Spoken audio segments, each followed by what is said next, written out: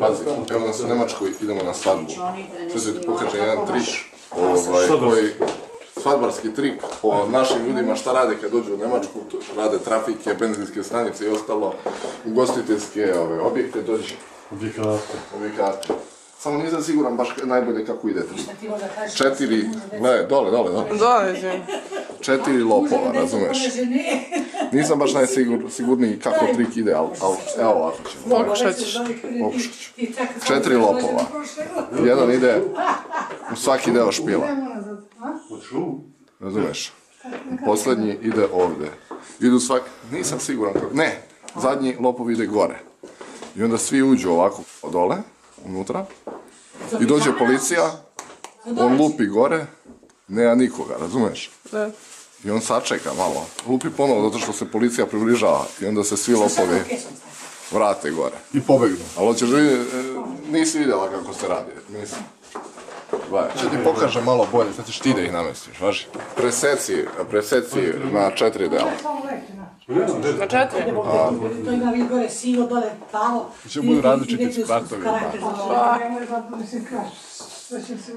On ga sklonim lopova. Možeš.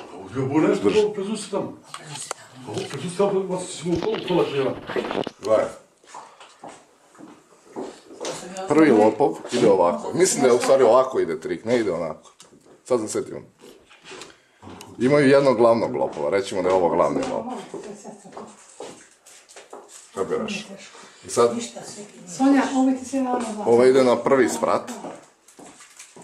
Ovo ide na sljedeći sprat. Izaberi sad sljedećeg vamo, koji će ide na neki tamo sprat. Gle. Da, ovo je glavni, on mora bude na vrhu. Znači ovo ide sljedeći sprat. I glavni dolazi ovdje. Znači na zadnji sprat. Da. Gle. Stavi ruku ovako. Stavimo kameru tamo, molim. Vidi? Da. Gledaj. Dođe policija. I oni polupaju na ovo. I oni svi dođu gore, sad, kome? Lopovi dođu gore. Čekaj. Nisam siguran da ide i tako, jebem ti su.